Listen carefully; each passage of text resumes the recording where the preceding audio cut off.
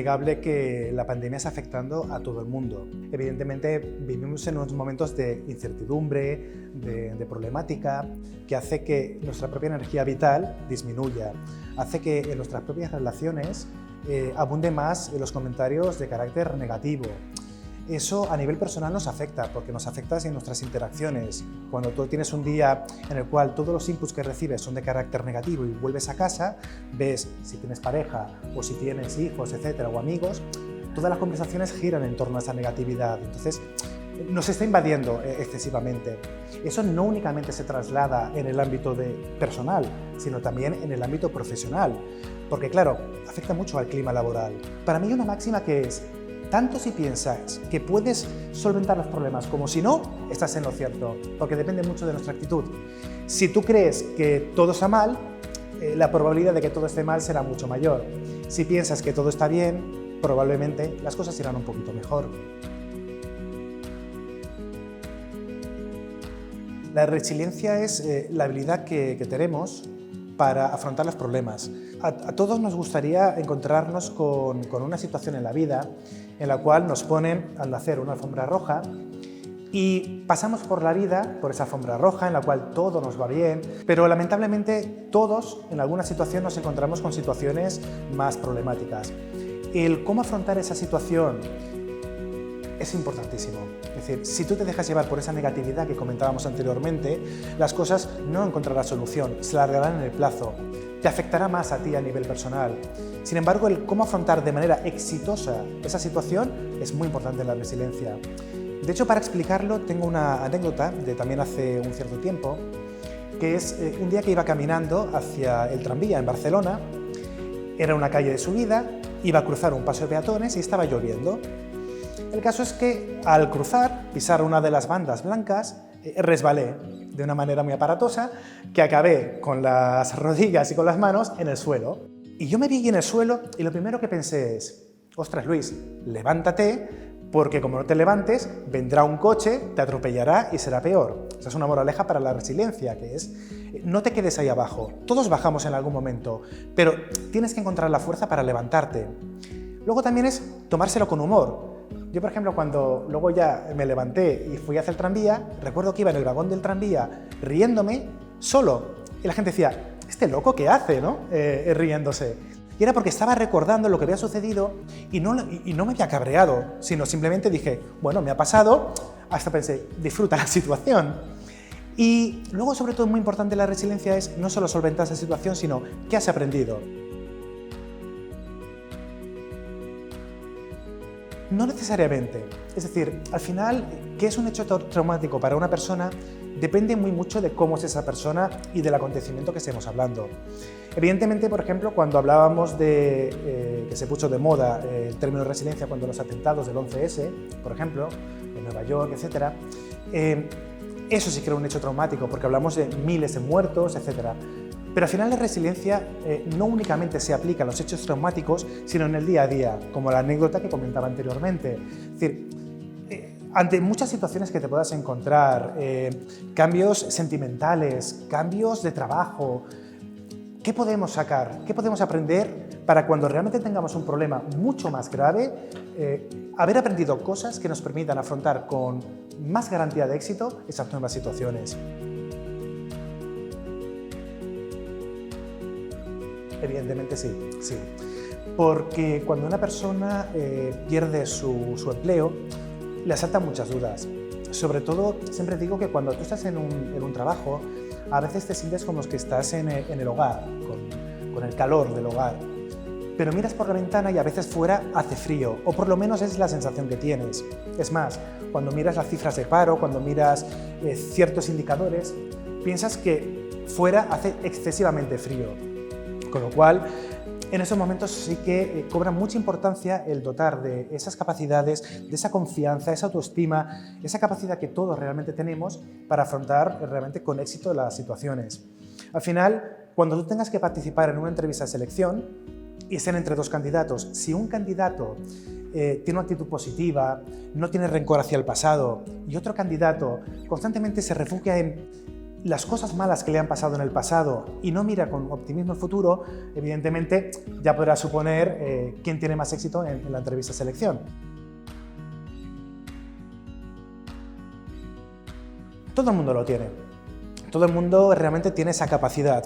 Otra cosa es que muchas veces nos dejamos llevar y pensamos que no tenemos la capacidad. Nosotros no somos más que pensamientos. Hay una frase que me gusta que es que la realidad no existe, existe la percepción que tenemos de lo que nos acontece. Eso para mí es muy importante para analizar la resiliencia. Si tú todo lo que te sucede piensas que es un complot que ha hecho el mundo para que a ti te vaya mal, seguramente te irá mucho peor. Si tú piensas que todo tiene salida, sacas energía de ti mismo, pues seguramente te irá mucho mejor. Al final, el cómo pensamos las cosas, cualquier acontecimiento, hace que creemos una serie de lenguaje a la hora de transmitir, cuando vienen los prejuicios hacia personas, hacia colectivos, etc. Ese lenguaje al final nos hace tener una actitud hacia muchos acontecimientos, hacia personas, hacia situaciones, el cómo las vamos a percibir. Y esa rueda entre pensamiento, lenguaje y actitud, lo que al final nos crea es un hábito, que es la persona que siempre está cabreada por todo y la persona que, bueno, puede parecer un poco que va happy por la vida, pero seguramente será más feliz. Al final hay una cosa que hay que tener en cuenta. Acuérdate de los profesores que tuviste en tu infancia. ¿Cuáles recuerdas? Pues seguramente recordarás aquellos que te impactaron tanto positivamente como negativamente. Aquella persona que únicamente era teoría y que emocionalmente no te despertó nada, te costará mucho recordarlo. Incluso te encontrarás con gente y te dirá, ¿te acuerdas de tal persona? Y dirás, no me acuerdo.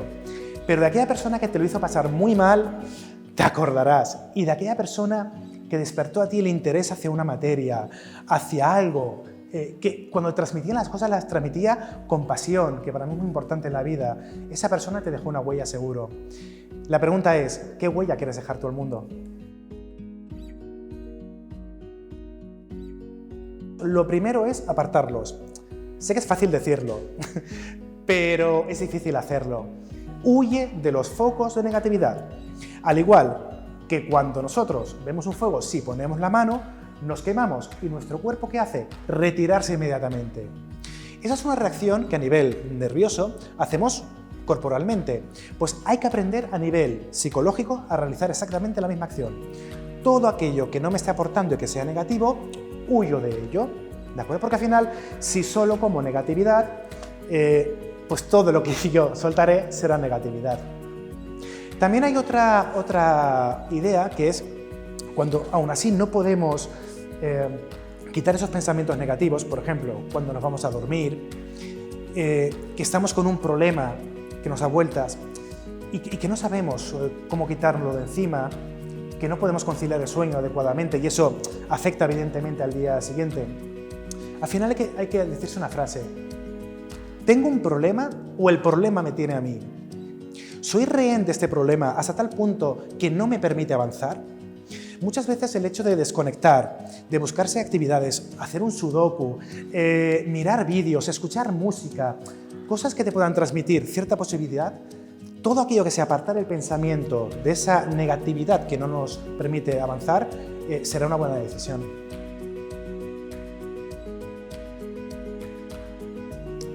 Mucha. Al final, si tú crees que puedes, puedes. Si todos los pensamientos que diriges hacia ti son negativos, no podrás. Lo primero que tienes que hacer es cambiar tu autoconcepto, pensar que eres capaz, a pesar de que te digan que no puedes. De hecho, hay una frase que me gusta mucho que es cuando alguien te dice que no vas a poder, es porque esa persona sí que no puede. Pero a ti te está limitando para poder hacer las cosas. Entonces, yo hay una frase también que me gusta aplicarme que es por mucho que alguien te quiera, nadie te va a querer igual que te vas a querer a ti mismo. Aprende a quererte. Aprende a convivir con tu cuerpo. Aprende a convivir con cómo eres. Aprende también a mejorarte, no hay que ser conformista evidentemente y hay que luchar por mejorarse día a día. Ver qué te sucede en cada día, cómo estás viviendo las cosas es muy importante. La resiliencia es capacidad de adaptación al entorno. tanto si es más positivo o menos positivo. Por lo tanto, el coeficiente intelectual, entendido como la capacidad de adaptación, es una de las características. Pero luego al final es fácil detectarlas, porque son personas que habitualmente son más optimistas, son personas constantes, personas perseverantes, personas que infunden como tener una luz interior, ¿no?, que te transmite. Son aquellas personas a las cuales te quieres parecer. Y una persona que no es resiliente es todo lo contrario, es una persona donde no tiene autocontrol, que el autocontrol es muy importante. Al final, cuando tú ves a una persona que tiene un problema, sea en el ámbito personal o en el ámbito profesional, mira cómo actúa. Es una persona que dice, bueno, hay un problema, pero venga, vamos a buscar la solución creativamente, vamos a tirar adelante. O es una persona que lo primero que hace es dar un golpe, pegar un grito y sobre todo algo muy habitual en personas no resilientes, echar la culpa a los demás. Es muy importante un concepto que a mí en psicología me gusta mucho, que es el locus de control. Porque habitualmente pensamos que todo aquello que me pasa positivo, evidentemente es gracias a mí. Yo me lo he currado, yo me lo he trabajado. Pero todo aquello que nos pasa negativo es culpa de los demás. Me tienen manía, no me pusieron las herramientas. Y al final se trata de decir, indiferentemente del entorno que tenga, ¿qué voy a hacer con ese entorno? ¿Quiero seguir adelante o quiero darme por vencido? Tú eliges. Al final la vida es decisiones que tomamos.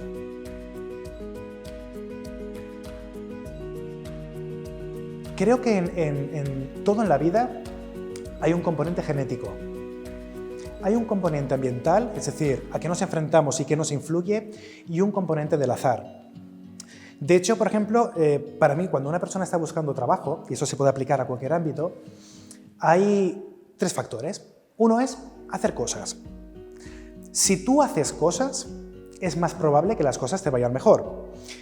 Pongamos el ejemplo de quiero ser millonario. Te puedes leer un libro de autoayuda y pensar que simplemente con el pensamiento te vas a hacer millonario. Está bien como concepto, pero si no echas la lotería, quizás no te hagas millonario. Pero a veces no es únicamente hacer cosas. Recuerdo en la anterior crisis un programa de radio en el cual hablaba gente diciendo que no encontraban trabajo. Y le decían, pero ¿usted se está moviendo? Y decían, sí, he enviado 500 currículums y no me ha llamado nadie. Claro, aquí estamos con la primera premisa. Sí, estás haciendo cosas, pero plantéate, si has echado 500 currículums y nadie te ha llamado, algo no estás haciendo bien. Por lo tanto, a veces no es únicamente hacer cosas, sino hacerlas bien. Y luego hay una parte muy importante que es el azar. El azar está ahí, es verdad, es cierto. Pero sí que es cierto que hay una gran parte de nuestra vida que sí podemos manejar, en función de qué estamos haciendo en nuestra vida y cómo lo estamos haciendo. Lo primero es tomar conciencia de que algo quieres cambiar. Tomar conciencia cuando estás ahí abajo, en el pozo, y no es fácil, de decir, quiero salir de aquí. Eso es lo primero. Después es un componente que tiene que ver con el autoconocimiento, con mejorarte a ti en el día a día. Es como si tienes que participar en una maratón, nunca has hecho deporte y de repente te pones a correr. Seguramente recorrerás una cierta distancia, pero de repente notarás que estás ahogado, que te dan calambres y te frustrará el hecho de no conseguir la meta. Y eso quizás se te vuelve en contra, porque dices, ¿ves? No merecía la pena, la profecía que se cumple por sí misma. Sin embargo, el hecho de entrenarte, el hecho de mejorarte, de cada día ser un reto, una nueva ilusión, ese conocimiento de ti mismo, de saber qué te sienta bien, qué no, cuál es mi pareja adecuada, cuál no, cuál es mi trabajo en el cual me siento satisfecho, cuál no. La familia no la podemos cambiar, evidentemente, pero el conocerse a sí mismo es muy importante para saber cómo actuar. Luego, por otra parte, también es conocer el entorno en el cual nos estamos moviendo. Es analizar actualmente en qué situación estoy, dónde estoy, qué es lo que se requiere de mí para poder tener éxito en la vida que me ha tocado vivir por la zona geográfica, por el año en el cual estoy viviendo, etc.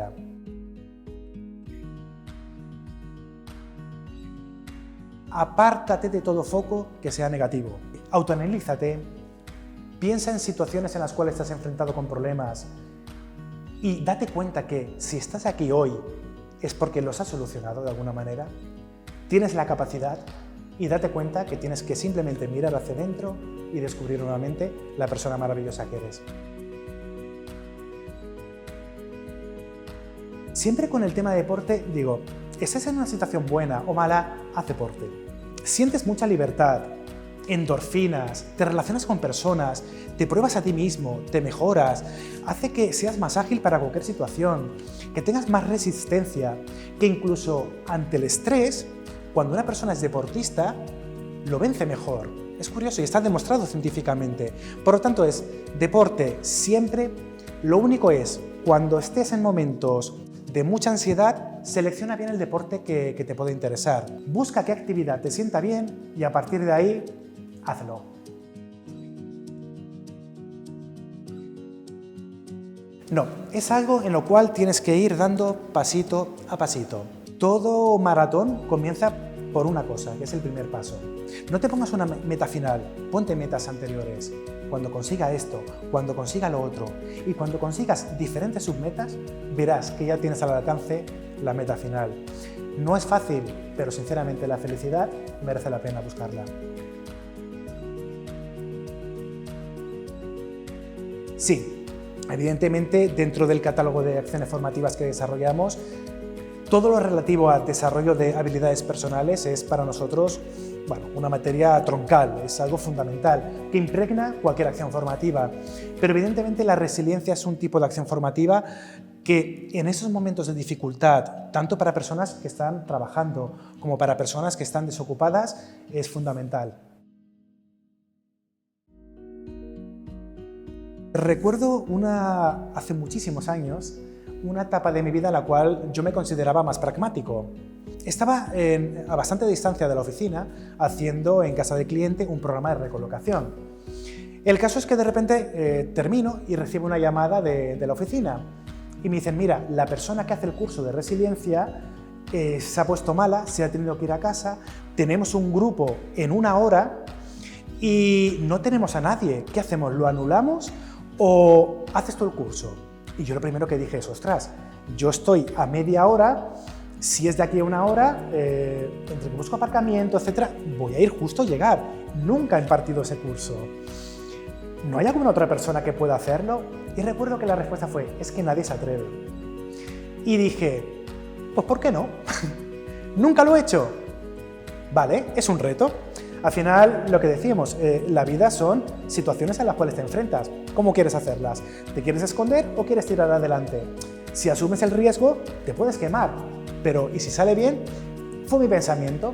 Cuando bajaba hacia la oficina, pensaba, Luis, tú nunca lo has hecho. De hecho, me parecía como muy happy la temática. ¿Cómo voy a dar yo esto? Yo que soy muy pragmático, etcétera. El caso es que ya fui pensando en historias, en cosas relativas a la resiliencia. Llegué, miré las diapositivas, eliminé aquellas que no estaba de acuerdo, que no las veía para mi taller, me quedé con aquellas que me gustaron, me hice un esquema, tenía las cosas claras y al final lo que trabajé era sobre la gente, sobre las vivencias, sobre las personas al final, sobre las emociones. Salió un taller tan bonito, que desde entonces me consideré un enamorado de esta temática, un enamorado de las personas y de la visión hacia las personas de que todo el mundo merece una oportunidad y que todo el mundo puede crecer. La gente acabó tan contenta que dije, la resiliencia a partir de ahora estará en mi vida mucho más.